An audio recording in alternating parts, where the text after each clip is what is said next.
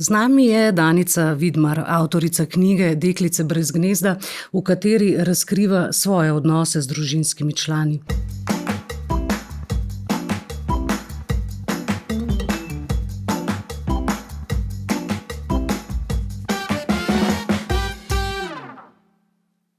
Gospa Vidmar, osredotočate se na odnose med odraslimi otroki in starši. Razkrivate tudi odnose s svojima hčerama, ki niso bili prav najboljši. Zakaj ste se odločili napisati to knjigo? Nastanek te knjige je v resnici splet okoliščin, ki se je zgodil, ko sem bila stara 63 let. Splet okoliščin je pomenil, da sem bolj zgodaj, kot sem planirala, izgubila službo. In sem potem v tisti svoji brezciljnosti sem grozen pospravljala. In sem našla med vsemi papirji en listek, ki sem ga davno tega prejela na eni delavnici. Delavnici o poslanstvu. In na tistem listku je pisalo, da je moje poslanstvo pripovedovalka zdravilnih zgodb. To je bilo v času, ko sem bila na višku svoje kariere finančna direktorica, moj dom so bili hoteli, avioni, letala sem ka blazna po celem svetu in je bil ta listek nekaj, kar sem pač nekam odložila in sem rekla, to je spet en hokus pokus, ki ne velja, ne. In ko sem ga našla v tisti posebni situaciji, sem se spomnila besed mojega dragega Jesperja Jula, ki je rekel, napiši svojo knjigo. Pogovarjala sva se namreč o težavah, ki sem jih imela kot mama odraslih otrok. Nekako nisem našla stika in poti. Imela sem občutek krivde, ker sem bila veliko odsotna, imela sem občutek neustreznosti, krivda zaradi izbora očeta, skratka ena sama težava s sabo. In rekla sem mu, napiši knjigo za starše, kot sem jaz, ne samo za starše mlajših otrok. In potem je on rekel, napiši ti svojo knjigo. Sem pa rekla, ampak jaz nisem še vseh tvojih knjig prebrala. Pa je rekel, nikar, ker boš samo slaba kopija mene, napiši svojo.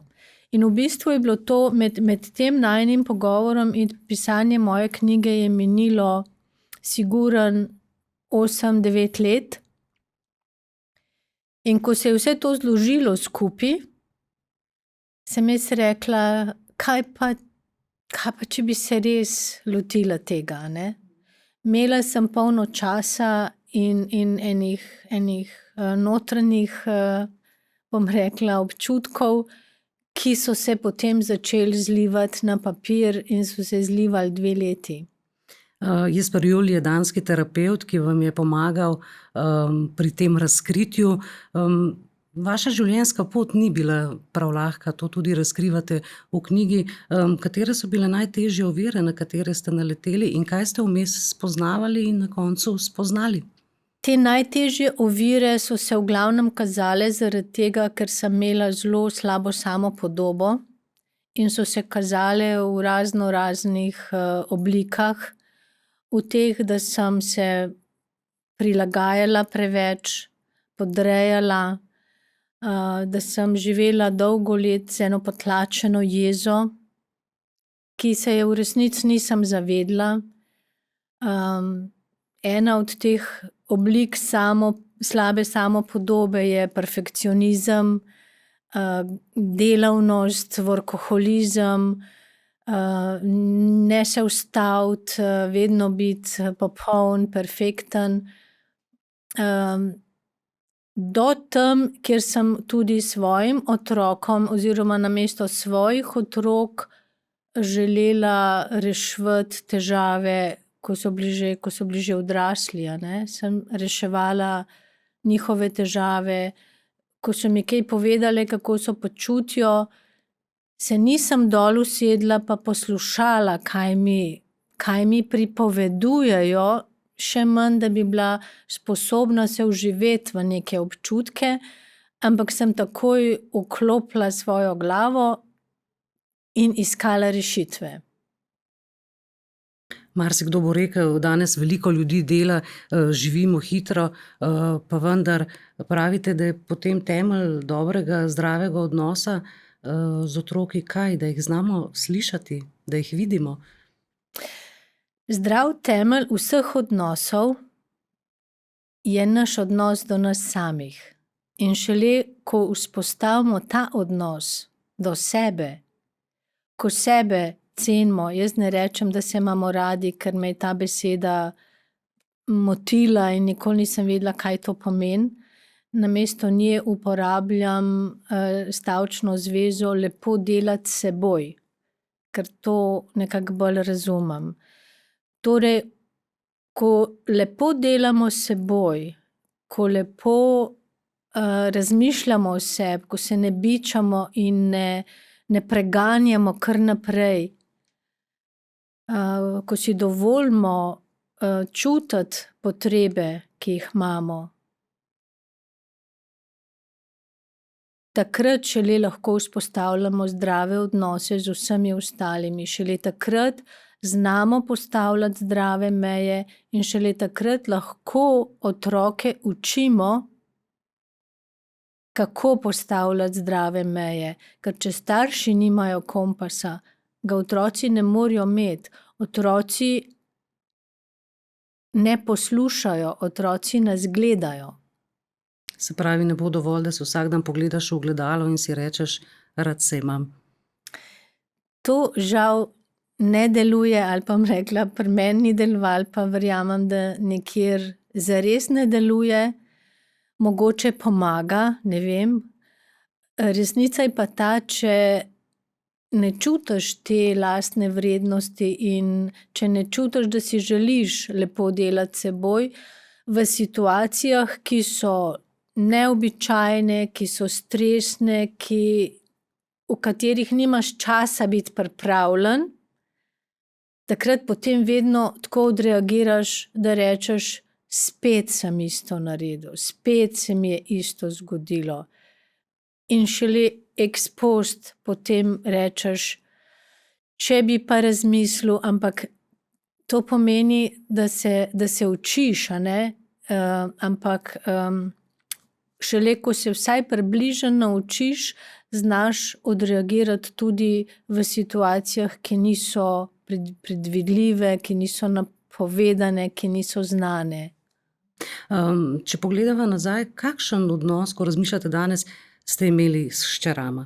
Z eno ste se že pomirili, z drugo vas to še čaka. Lahko razkrijete več? Ja.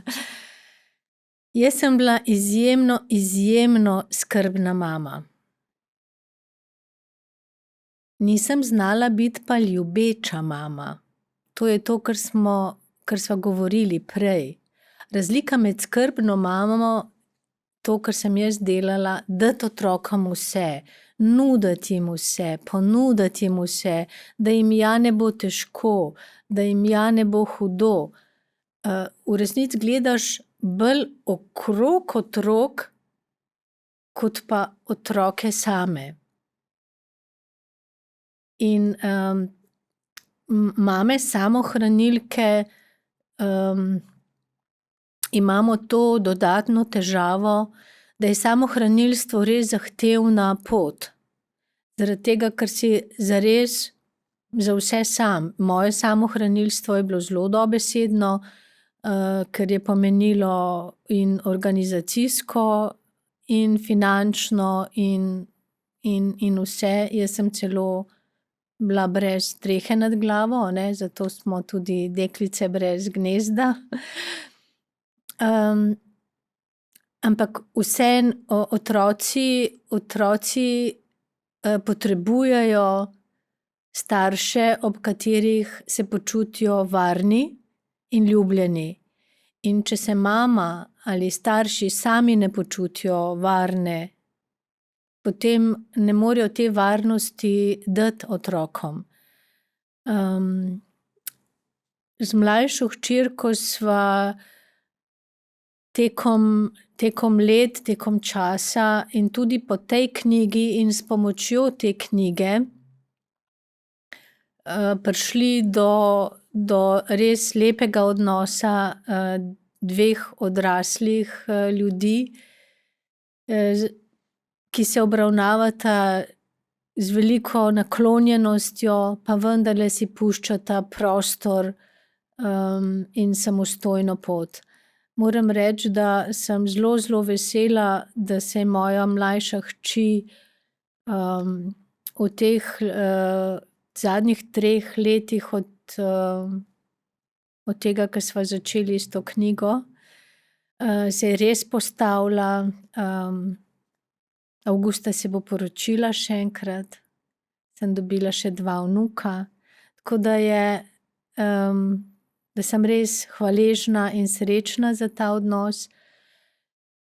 Pri starejši hčeri se je pa ravno ob knjigi in zaradi knjige nekako je nekaj šlo narobe, ne vem še čisto točno kaj. Tisto, kar je bilo pa vsem tem narobe prav,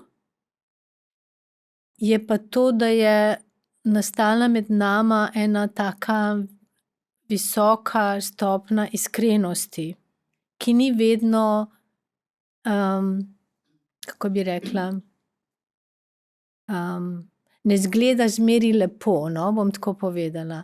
Ampak veliko rajši imam to, da iskreno prihaja redko, se oglaša redko, toliko, kolikor želi in čuti. Se mi zdi to lepše, boljše in imam rajši to, kot da bi prihajala s kepo v grlu na nedeljska kosila. Ampak kaj je tisto, zaradi česar je vajin odnos z mlajšo hčerjo zdaj prijetnejši? Je bilo to neko odpuščanje, priznanje? Jaz mislim, da je bilo na moji strani, je bilo sigurno nehati reševati njene težave. Ona je sicer, ko je bila v težavah, vedno prišla do mene, ampak jaz sem težave reševala na svoj način. Jaz sem jih reševala taka, kakršna sem, z glavo, ki je moja, ki ni njena, z videnji, ki so bila moja, ne njena, in je bilo vedno na koncu slabo za obe. Jaz sem imela občutek, da nekaj rešujem, da se nekaj vpletam in na koncu ona z mojimi rešitvami ni mogla biti zadovoljna, ker niso bile njene, ker so bile moje. Ko sem jaz stopila stran in zmogla držati to, da sem rekla, zdaj, če se bo potopila, se bo potopila, če se pa ne bo potopila, bo pa znala plavati. To je bilo zame eno najtežjih obdobij gledati. Za vsakega starša je to težko. Za mamo samohranilko verjetno še težje. Za mamo, ki je bila tako bolestno navezana na svoje otroke, še težje, a ne? Gledati, a bo splavala, a ne bo splavala, ali bo šlo, ali ne bo šlo, in samo držati prostor, samo biti. Slovenci imamo krasno besedo ljubiti, ker je noter najpomembnejša beseda biti in ljubiti. To pomeni, da samo si, da držiš prostor in da stopiš samo do polovice, do tiste polovice, ki ga tudi kot mama odraslemu otroku lahko zapolniš. Kot mama majhnemu otroku imaš drugo vlogo, ampak ob odraslih otrokih pomeni, da preko svoje polovice odrasle odgovornosti ne moreš in ne smeš iti. Kaj pa, če rečemo vmešavanje v vzgojo vnukov, recimo, koliko je tule manevrskega prostora starih staršev in kako to lahko vpliva pravzaprav na družino, tudi na partnerstvo primarne družine? Najdragocenejša poglavja moje knjige so namenjena starostarševstvu, ker je to edini prostor, na katerem delim misli Jesperja Jula. Takrat, ko sva se srečavala, na koncu je bil že zelo bolan in nikoli ni napisal tega, kar si je želel, napisati knjige o starostarševstvu, o odnosih med odraslimi otroki in starši. In ko je meni, ko sem rekla, da imam vendarle pravico videti vnuka, da je moj vnuk, a ne. Pa se je tako nazaj naslonil pa je rekel: stari starši nimajo nobenih pravic. Zakaj? Zaradi tega, ker je odgovornost za vzgojo otroka 100% na strani staršev. In odgovornost pomeni, da jo ne moreš deliti.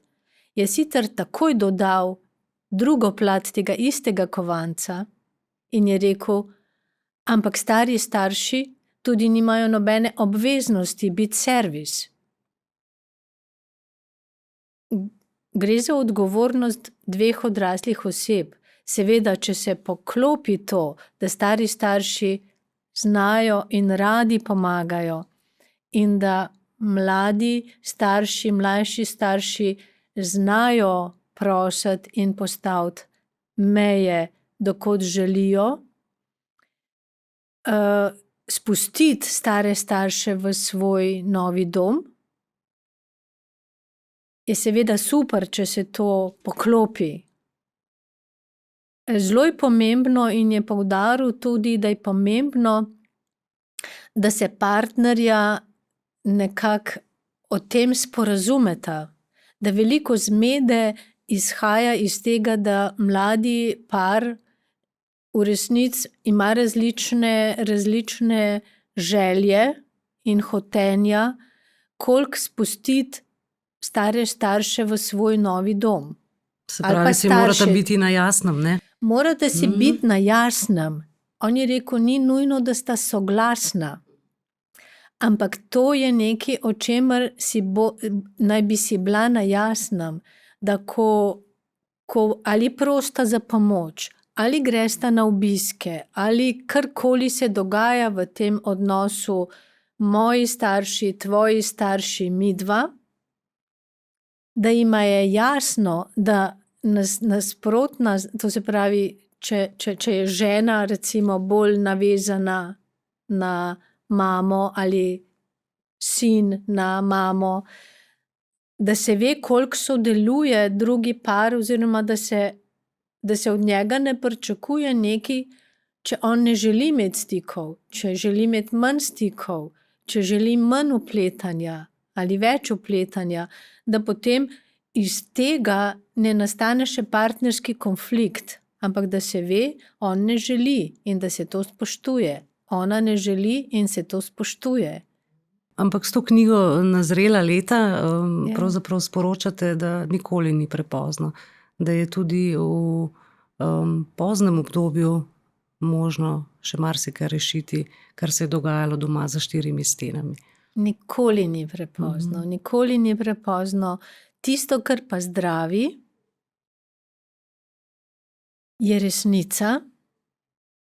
Ključ do resnice je pa hvaležnost. Hvaležnost za tisto, kar je. Tako da meni je bila hvaležnost ključ, ko si pa v resnico upamo pogledati, zmoremo pogledati in ko ugotovimo, da nas, če tudi je neprijetna, ne bo ubila, ampak rešila. Ampak pripravljenost mora biti na obeh straneh. Ja, slovenščina je en tako čudovit jezik, a ne? Zato rabiš imeti pogum. In če pogledamo, pogum pomeni, da gremo po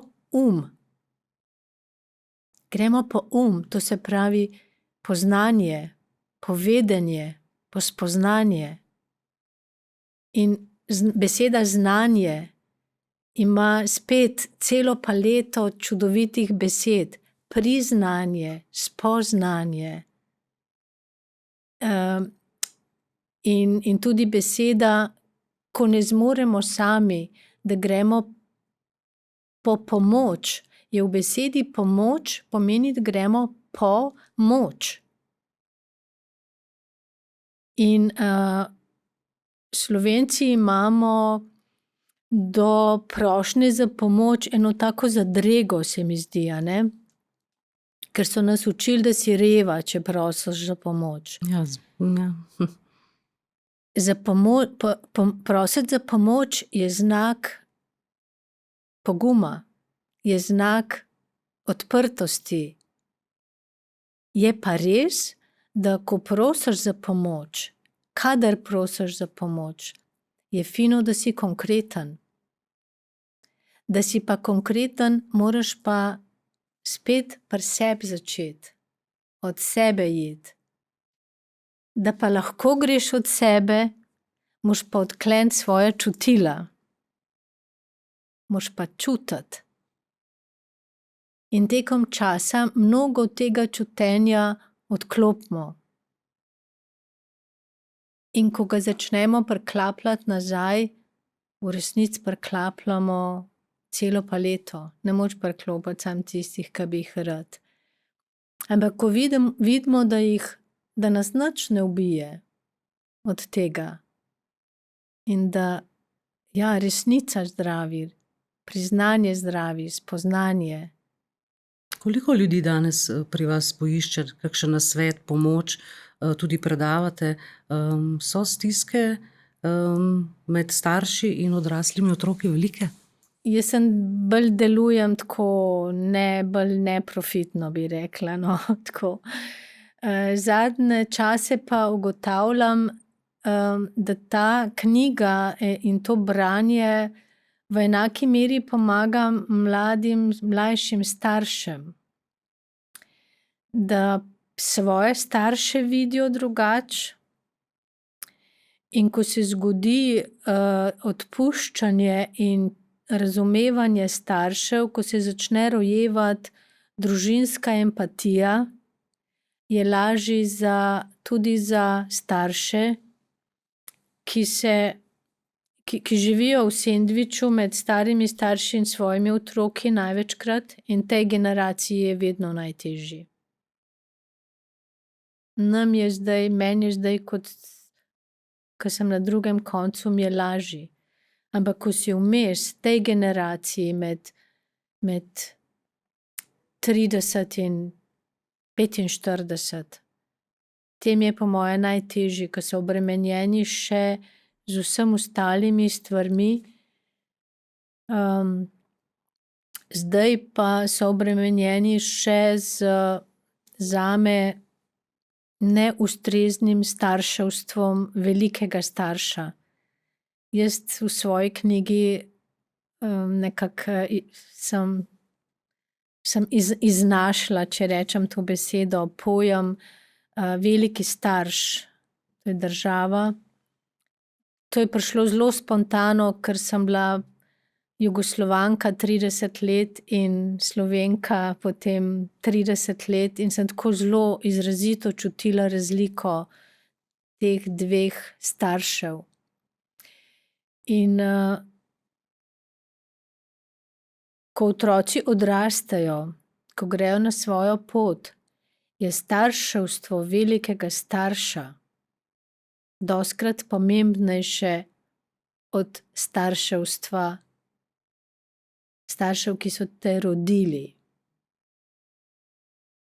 Ker takrat je pol pomembno, koliko se lahko osamosvojiš, koliko lahko si narediš streho nad glavo, koliko lahko samostojnost, enakovrednost in enakopravnost tudi živiš. Koliko lahko živiš avtentičnost. Koliko kompromisov lahko sprejmeš in kolikrat se kompromitiraš za to, da preživiš. Tako da mogoče zato, ker mi je zdaj v življenju tako lepo, ka mi najbrž še ni bilo nikoli, se mi zdi, da je danes težje biti starš, kot je bilo nam. Marsikdo pravi, da je starševstvo najtežja služba v življenju. Vi pravite, da to ni naloga, da je to odnos. Starševstvo je odnos, ja. Jaz sem to spoznala, ko sta bili že obe diplomirali, sta že obe, starejša je celo že doktorirala. In jaz sem bila še takrat v tej stari šoli, sem jo bila tudi sama deležna. Otroke je treba spraviti h kruhu, pol si pa opravil, a ne. Je sicer res, naloga staršev je, da otroke usposobijo za samostojno in odgovorno življenje. Odgovorno pomeni odgovorno do družbe, okolja, do svojih bližnjih, do samega sebe, do svojih talentov. Odgovornost je pravzaprav velik pojem, ker odgovorni so otroci že od malega, a ne. Ko odrastemo, postanemo 100% odgovorni za to, kar se nam dogaja in kar počnemo. In nezadovoljstvo je tudi naša odgovornost. Med starši in odraslimi otroki so včasih tudi težke besede, kreganje. Do katere mere je kreganje zdravo ali pa sprejemljivo? Seveda se je kregati treba znati. In tam je zelo pomembno, da obvladamo nekaj, kar slabo obvladamo, in tega se mi učimo tudi na teh mojih predavanjih. Temu se reče osebna govorica. Osebna govorica ne pomeni, da ti govoriš o sebi, ampak da govoriš iz sebe do svoje polovice. Pomeni, da ne rečeš, ti si mi to naredil, če ti ne bi tega, če bi ti to, nikoli me ne pelješ na večerjo, nikoli ne pospravaš za sabo. Da očitaš nekomu nekaj, ne? Očitek, to se pravi kazanje s prstom, očitanje sigurno ni osebna govorica. In pri kreganju ohraniti to neko mero dostojnosti. Žaljenje drugega sigurno presega nekaj, čemur se reče osebna govorica. Lahko rečeš, sem tako prizadeta, ali prizadet, da se mi zdi, da bom ne vem kaj se bo zgodilo z mano, ne s tabo. Tega ne prenesem več, tudi to lahko, a ne. Ne pa, če boš to naredil še enkrat, bom pa ne vem kaj, a ne. Ker potem se itak to zgodi, pa tisto se nikoli ni povratne, ker gre za igro, za dramo, ki jo razloži v trikotniku mislim, da je psiholog ali terapevt, Karpman. To je ta znana igra žrtve, preganjalca in rešitelja, katerih skupni imenovalec vseh treh vlog je trpljenje. In v resnici, dokler se vrtimo v tem trikotniku obsojanja, se nikamor ne premaknemo. Pot ven je ta, da se ozreš vase in pri sebi pogledaš svoje rane, ker navadno obe strani delujeta iz ran, iz istih ran, samo delujeta drugačne. Nekdo je prizadet, nekdo je agresiven. V enaki meri agresivni partnerji potrebujejo pozornost, če hočete zdravljenje, kot tisti, ki so žrtve, ker sta dve strani istega kovanca. Vi opisujete v tej knjigi zgodbo ženske. Kje se lahko v tej zgodbi najdejo moški? Moja knjiga je napisana kot zgodba mame, žene, otroka, deklice. Ampak z moškimi ni popolnoma nič drugače. Čutijo popolnoma iste stiske. Jaz verjamem, da čutijo celo večje stiske. Nas je ženske zgodovina postavila v neko podrejeno vlogo, moške je postavila pa v vlogo nekoga, ki mora skrbeti za družino, postavila ga je v vlogo vojaka in žene v resnici ne vemo ali pa niso vedele, govorim zdaj o tej vlogi zgodovinski, kaj vse so morali dol požreti, če uporabim ta stari izraz, da so lahko zaslužili za družino. Zaščiteni bilo, otroci so prihajali en za drugim. To so bile hude odgovornosti in hudi napori, ki so jih moški morali držati in so morali jih na nek način pospravljati v svoje skrinje. Zamislite si vse vojne, v katerih so bili. In to je v moških skrinjah. Težko je reči, katero skrinjo je težje odkleniti. Žensko, v kateri je nemoč, v kateri je odvisnost, v kateri je zloraba, ali pa moško skrinjo. Ne vem, katera je hujša, ampak moške ravno tako boli. In ko jim govorimo, da fantki ne jokajo, kakšna krivica. Otrok star 3 leta pade in ga boli in rečejo, to ni nič, to naš joko, se ni spunca, ne. In tako se naučijo odklopiti svoje občutke in to, da jih boli.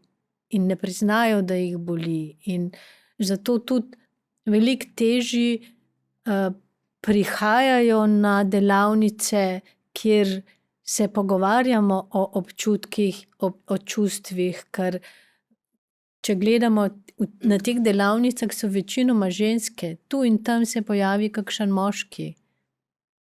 Jih je pa vedno več in tudi mlade očete gledam, se zelo ljubeče in zelo ljubeznivo ukvarjajo s svojimi otroki. In se mi zdi, ko bo prišlo do tega odpiranja ženske energije v moških tudi in ko bomo dali vsi prostor tej ženski energiji, bo svet lepši. Jaz še zmeraj verjamem, da gremo v pravo pot in jaz vidim to zavest, ki raste kljub vsemu, da se okrog nas dogajajo grozne stvari. Edina stvar, za katero pa ne vem, a ne, je pa vsa ta grozna atomska energija, ki se kopiči, ne vem, kaj se bo s tem zgodilo, ne. Ampak če se bo zgodilo, da se bo zgodilo, ne, pomeni, da je to samo neka stopnja v razvoju te zavesti, ki je večna in neuničljiva. Vi ste se spremenili? Jaz sem zase včasih neprepoznavna in toliko sreče, ki jo zdaj čutim, je še nisem nikoli v življenju čutila. Kaj sporočate bralcem za konec? Bodo v knjigi našli nekaj za sebe? Jaz verjamem, da bodo. Jaz bi rekla, da sem jaz šele po knjigi tudi še naprej delala, a ne, še naprej čistila prostore in na jesen življenja sem našla celo nekaj, kar nisem nikoli pričakovala. To je ljubezen. Ljubezen, v kateri pa želim odgovornost za svojo srečo ohraniti zase. Lepa hvala, ker ste tako iskreno delili Hvala svojo vam zgodbo za z nami. povabilo. Z vami sva bila Nataša Repovž.